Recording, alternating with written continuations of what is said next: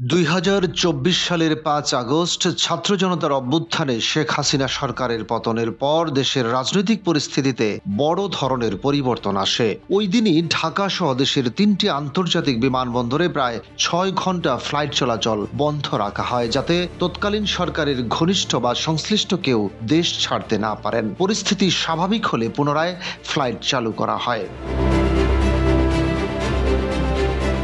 এই সময়ের মধ্যেই সক্রিয় হয়ে ওঠে গোয়েন্দা সংস্থাগুলো।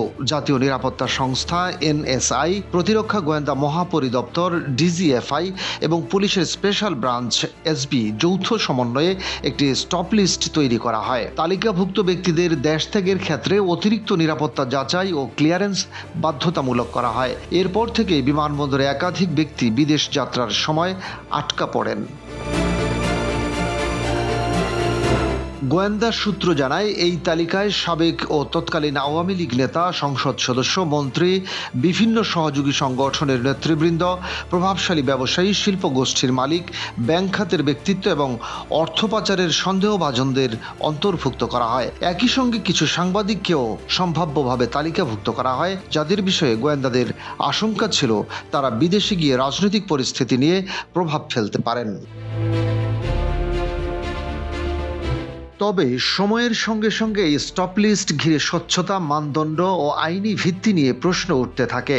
বিভিন্ন ঘটনায় দেখা যায় কিছু ক্ষেত্রে পর্যাপ্ত যাচাই ছাড়াই নাম অন্তর্ভুক্ত হয়েছে, আবার কিছু ক্ষেত্রে ব্যক্তিগত সুপারিশ বা প্রভাবের অভিযোগও ওঠে।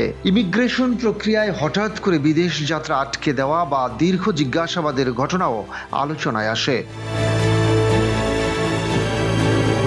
২০২৫ সালের শুরুতে এসবি পুলিশের পক্ষ থেকে এই ব্যবস্থার যৌক্তিকতা নিয়ে অভ্যন্তরীণ পর্যবেক্ষণ দেওয়া হয়। বিমানবন্দর সূত্রেও জানা যায়, অনেক সময় সংশ্লিষ্ট ব্যক্তিরা তালিকা সম্পর্কে আগাম জানতেন না, ফলে ইমিগ্রেশন পর্যায়ে বিভ্রান্তি তৈরি হতো।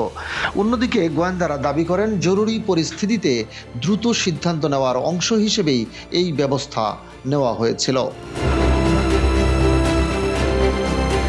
স্টপ লিস্টে থাকা সাংবাদিক ও পেশাজীবীদের বিদেশ যাত্রা বাধাগ্রস্ত হওয়ার ঘটনাও বিতর্ক তৈরি করে। বিভিন্ন সাংবাদিক সংগঠন এটিকে নাগরিক অধিকার ও মত প্রকাশের স্বাধীনতার পরিপন্থী বলে মন্তব্য করে। একই সঙ্গে বিশ্লেষকরা বলছেন, নিরাপত্তার প্রয়োজন থাকলেও দীর্ঘদিন রিভিউ ছাড়া এ ধরনের তালিকা চালু থাকলে তা প্রশাসনিক স্বচ্ছতা ও মানবাধিকারের প্রশ্ন তৈরি করে। বর্তমানে স্টপ লিস্ট ব্যবস্থার প্রয়োগ, মানদণ্ড ও বাস্তব কার্যকারিতা নিয়ে রাষ্ট্রীয় ও পেশাগত মহলে আলোচনা চলমান রয়েছে। ডেস্ক রিপোর্ট, বাংলাবাজার পত্রিকা।